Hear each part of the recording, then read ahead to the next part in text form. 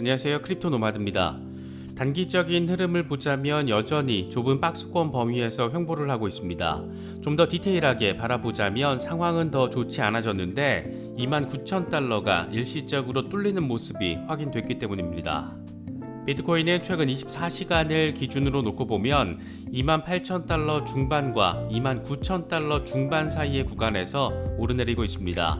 만약 중요 지지라인인 27,000달러까지 뚫릴 경우에는 22,000달러 후퇴 가능성이 제시가 되고 있는데 이게 진짜 중요한 게 200주 이동평균이 자리한 구간이기 때문입니다. 역사상 비트코인은 200주 이동평균을 찍으면 반등을 확인해 왔습니다. 그러니까 지금 22,000달러 아래로 한번 뚫리면 역사적 상황에 따르자면 반드시 반등을 확인하게 될 가능성이 높습니다. 문제는 200주 이동평균 아래로 한번 깊게 찌르고 내려갈 수 있다는 건데 이럴 경우에는 15,500달러까지 한번 다녀올 수 있다는 분석도 나왔습니다. 이게 렉트캐피탈이 제시한 분석인데 이 양반이 그동안 꽤 정확한 분석을 제시했다는 점을 고려해보면 마음의 준비를 한번 해야 할지도 모르겠습니다. 소셜미디어에서 긍정적인 코멘트와 부정적인 코멘트를 놓고 이 대중의 감정을 평가하는 센티멘트의 데이터도 눈에 띕니다. 이걸 기준으로 하면 지금 수준에서 바닥 테스트를 한 뒤에 몇 주 뒤에 상승할 가능성이 크다라는 게 핵심입니다. 우리가 지금까지 짚어본 것처럼 6월과 7월로 넘어가는 사이에 이 시점에서 이 거시경제적인 정책과 관련해 긍정적인 충격 한번 기대해 볼 수 있는 만큼 이게 어쩌면 그 시점과 얼추 맞아떨어질 수도 있을 것 같습니다. 이번에 상당히 의미 있는 발언이 중동에서 하나 튀어나왔습니다.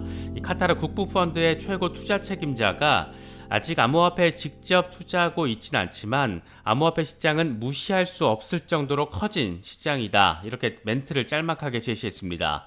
카타르 국부펀드의 경우에는 지난해 6월에도 암호화폐 투자에 관심을 보이며 시장이 좀 더 성숙해지길 기다리고 있다. 이런 입장을 밝혔던 곳이기도 합니다. 이게 참 중장기적인 관점에서는 시사하는 바가 크기도 하고 생각해 볼 부분이 많은 내용입니다. 국부펀드의 암호화폐 시장 유입은 언제나 큰 관심 포인트이고 특히나 중동 지역이 지금 암호화폐와 블록체인 기업을 가장 뜨겁게 껴안으면서 받아들이고 있다는 점을 고려하면 결코 가볍게 대충 듣고 넘길 멘트는 아니지 않나 생각이 듭니다. 사실 지금 상황은 전 세계 투자자라면 누구나 힘들게 느껴질 수밖에 없을 겁니다. 증시도 암호화폐도 약세장의 모습을 확인하면서 계좌가 털리는데 공매도 치는 존재를 제외하고는 반가울 사람은 없을 겁니다. 문제는 이럴 때 무조건 허탈함에 방점을 찍으면 견뎌낼 힘이 없어질 뿐만 아니라 이 투자 시장에서 살아남을 수가 없다라는 데 있는 것 같습니다. 그저 그런 욕심 좀 부리다가 패가망신 당하기 딱 좋은 이 뻔하디 뻔한 개미밖에 되지 않는 겁니다. 힘든 건 분명한데 나만 힘든 것도 아니고 대부분의 투자자들이 허탈함을 느낄 수 있는 그런 시기이니까 이럴 때일수록 계좌를 자주 확인하면서 한숨 짓는 것보다는 머지않아서 도래할지도 모를 이 강세장을 준비하는 게 조금은 더 현명한 방법이 될 수 있지 않을까 생각됩니다. 이게 또 비트코인 시장 내부 문제가 아니라 거시경제 전반의 이슈이고 개인적으로는 나스닥도 쭉쭉 빠지는 거 보면 암호화폐 시장 내부 문제가 아니라는 점에서 어느 정도 조금은 위안이 되기도 합니다. 이런 부분들도 참고하시면서 시장 바라보시면 더 좋을 것 같습니다. 주기는 달라질 수 있지만 폭락 뒤에 반드시 폭등이 오게 되어 있습니다. 이런 부분들 잘 참고하시면서 멘탈 케어도 시장 대응도 잘 하실 수 있으면 좋겠습니다. 본격적인 시작에 앞서서 좋아요와 구독 또 알림 설정 꼭 부탁드리겠습니다. 영상 제작에 아주 큰 도움 된다는 말씀 함께 드립니다. 그럼 시작하겠습니다. 먼저 비트코인 상황입니다. 비트코인은 여전히 29,000달러 초반에 간당간당 걸려있는 상황입니다. 장중 29,000달러까지 일시적으로 깨지는 모습을 보여주면서 이러다 진짜 바닥 테스트 제대로 한번 하는 건 아닌지 어느 정도의 우려감도 더 커진 모습입니다. 현재 비트코인의 흐름과 관련해서 코인데스크는 기술적 지표는 중립적이지만 상승 여력은 여전히 제한적이라고 평가하면서 27,000달러를 지지라인으로 33,000달러를 저항라인으로 제시했습니다. 그러면서 비트코인은 좁은 거래 범위에서 거래가 되면서 3만 달러 이상 또는 이하에서 결정적인 휴식을 취하기 위해 고군분투를 하고 있다. 일단은 27,500달러 위에서 지지를 찾은 모습을 확인할 수가 있다. 일간 RSI는 과매도 수준에서 상승하고 있지만 현재는 50 중립선 아래에 머물고 있다. 일간 RSI가 50 위로 이동을 하면 가격이 잠시 회복될 것이다라고 설명했습니다. 하지만 현재로서는 33,000달러에서 35,000달러 저항대 부근에서 상승세는 제한적일 것으로 보인다. 모멘텀 신호는 일간 차트에서 개선되고 있지만 주간 월간 차트에서는 여전히 마이너스이다. 이건 5월 초에 발생한 것과 비슷한 가격 하락의 위험을 증가시킬 수 있는 요인이다라고 덧붙였습니다. 코인텔레그래프의 경우에는 비트코인이 역사적인 지지 라인을 리테스트하면 가격이 15,500달러에서 바닥을 칠 수 있다. 최악의 시나리오는 200주 이동평균보다 28% 낮은 수준까지 다녀오는 것이다. 이렇게 다소 무시무시한 제목을 뽑았습니다. 그러면서 비트코인은 역사가 반복된다라면 2020년 강세장 이후에 볼 수 없었던 수준으로 돌아갈 수가 있다. 이건 200주 이동평균의 상호작용에 대한 새로운 분석에 근거한다. 이렇게 설명을 하면서 암호화폐 분석가 렉트캐피탈의 분석을 인용했습니다. 렉트캐피탈은 분석 자체가 상당히 정교하고 차분해서 개인적으로도 선호하는 분석가인데 이런 양반이 15,500달러 가능성을 언급한 것인 만큼 이걸 또 그냥 대충 설마 그럴까 이 정도 생각으로 넘기긴 어려울 것 같습니다. 그는 비트코인의 하락 역사가 반복된다라면 이번 약세장에서의 바닥 가격은 15,500달러까지 열려있다. 그동안 바닥을 찍고 본격적으로 반등이 시작되는 분수령은 200주 이동평균이었다. 비트코인 역사상 200주 이동평균선은 아직 깨진 적이 없는 마지막 지지선이다. 물론 이게 캔들 꼬리로 일시적으로 붕괴된 적은 있지만 곧장 회복이 되면서 결과적으로는 200주 이동평균선을 지켜냈다. 2020년 3월 200주 이동평균선에서 최대 28%까지 하락한 적이 있는데 이런 역사가 반복된다라면 이번 하락의 바닥 가격은 15,500달러가 될 수 있다라고 설명을 했습니다. 정리하면 200주 이동평균선이 깨지면서 그 밑으로 일시적으로 추가적인 바닥을 더 찍을 수가 있는데 지금 상황을 여기에 대입을 하면 22,000달러 부근에 자리한 200주 이동평균선이 뚫릴 경우에 그 밑으로 일시적으로 최대 15,500달러까지 찍을 수 있다는 것을 의미합니다.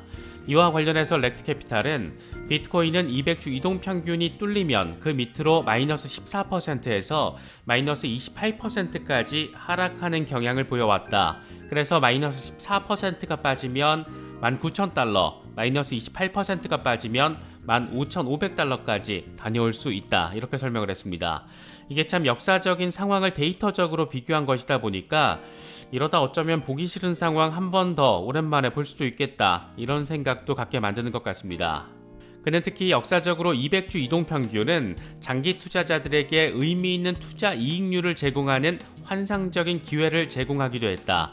그래서 비트코인이 실제로 22,000달러에 도달하는지 주의를 기울여서 바라볼 필요가 있다. 이렇게 설명을 덧붙였습니다. 혹시라도 추가 매수 타이밍을 노리고 계신 분들이라면 이런 부분들 참고하시면서 매수 타이밍 설정하시면 좋을 것 같습니다.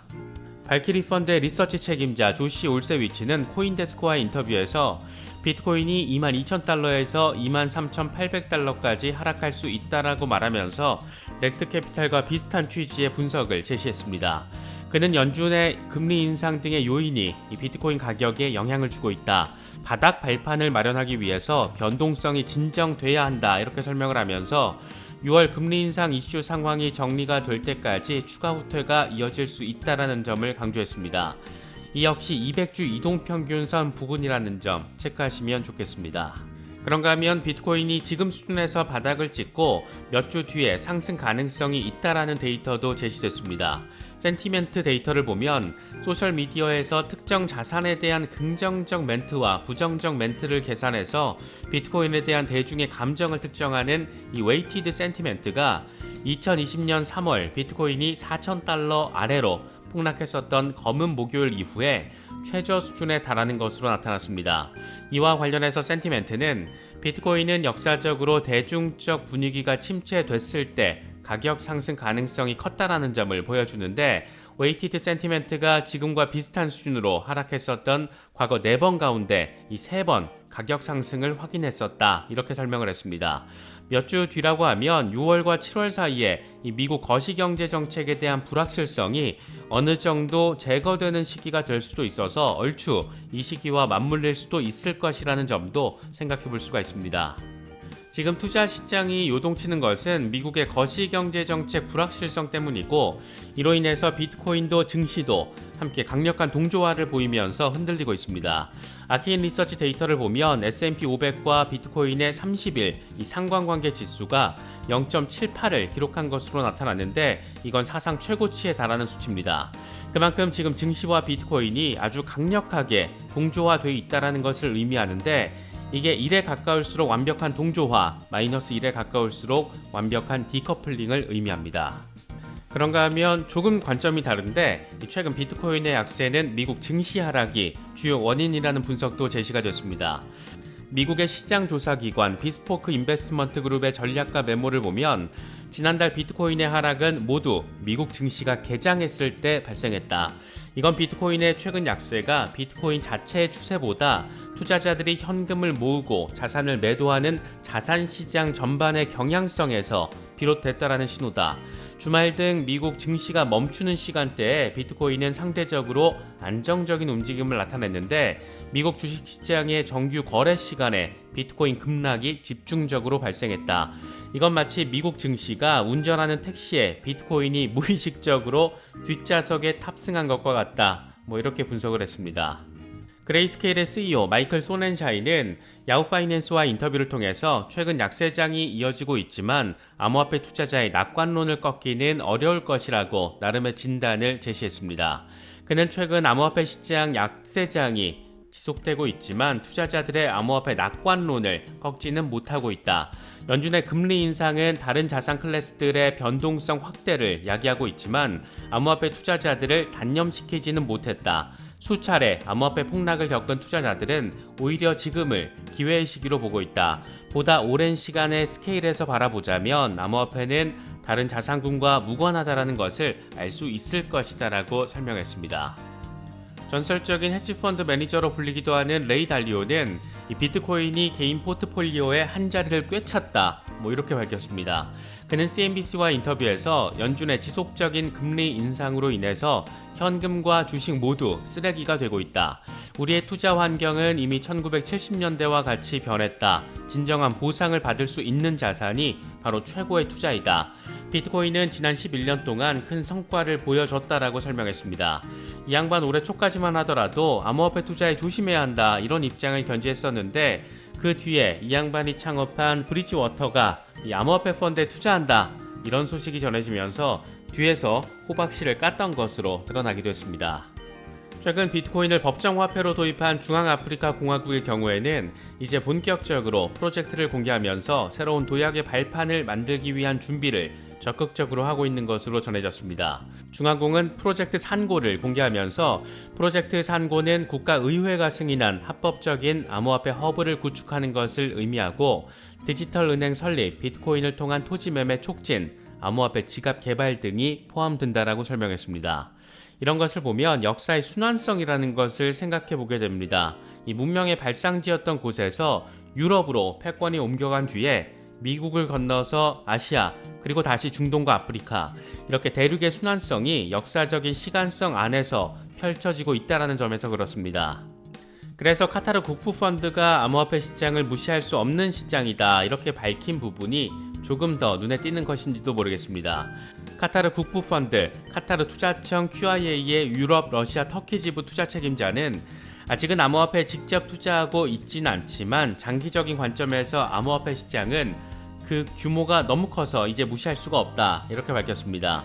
이건 규제 명확성만 생기면 언제든지 직접 투자에 나설 수 있다라는 뉘앙스가 강력하게 깔려 있다라고 볼 수 있는데, 사실 중동 국부펀드는 이미 이 시장에 상당한 관심을 기울이고 있습니다. 이미 지난해 아랍에미리트 국부펀드 무바달라가 암호화폐 생태계에 투자하고 있다는 점이 공개가 됐었는데, 무려 2,430억 달러를 운용하는 국부펀드가 블록체인 기업의 투자를 단행을 한 겁니다. 당시 칼둔 알 무바라크 CEO는 암호화폐와 블록체인 기술은 불과 몇 년 사이에 2,500억 달러 가치에서 3조 달러 가치로 급성장을 했다. 많은 사람들은 이 산업을 회의적으로 보고 있지만 난 이게 진짜라고 생각한다. 어느 시점에서 최종적 형태의 규제 환경이 마련이 되면 암호화폐는 진정한 자산 클래스로 인정받게 될 것이다. 이렇게 강조하기도 했습니다. 이미 돈이 된다라는 걸, 또 돈 냄새가 잘 난다라는 걸 확실히 캐치를 한 겁니다. 중동 국부펀드 자금의 암호화폐 산업 유입은 쉽게 말해서 이 오일머니의 최고봉에 있는 거대 자금이 밀려 들어올 수 있다는 의미이고, 이게 현실화가 되면 그동안 시장 진입에 눈치만 봤었던 기관 투자 자금의 유입에 마중물이 될 가능성도 충분히 존재합니다. 아랍에미리트 국부펀드 운용 자산이 1조 2천억 달러 규모로 이 중동 국가들 가운데 가장 큰 규모의 기금을 운용을 하고 있고, 중동 전체로 따지면 2조 달러가 넘는 수준으로 알려져 있습니다. 여기서 1%만 암호화폐 포트폴리오 구성을 한다라면 200억 달러, 무려 20조 원 넘는 돈이 시장에 풀리는 상황이 현실이 됩니다. 거대 자금이 하나둘 관심을 갖기 시작하고 돈을 풀기 시작했다는 것은 중장기적인 시장의 확장성과 관련해서는 꽤나 의미 있는 호재로 평가할 수 있을 것 같습니다. 단기적인 시세는 우리의 마음을 흔들흔들하게 만들기에 충분하지만 이 중장기적인 비전은 참 설레게 만드는 포인트들이 곳곳에 자리하고 있습니다. 여러 소식들 잘 참고하시면서 시장 대응도 잘 하시고 또 멘탈 케어도 잘 하시면 좋겠습니다. 이번에 준비한 영상은 여기까지입니다. 영상이 도움이 되셨다면 좋아요와 구독 또 알림 설정 꼭 부탁드리겠습니다. 영상 제작에 아주 큰 도움 된다는 말씀 함께 드립니다.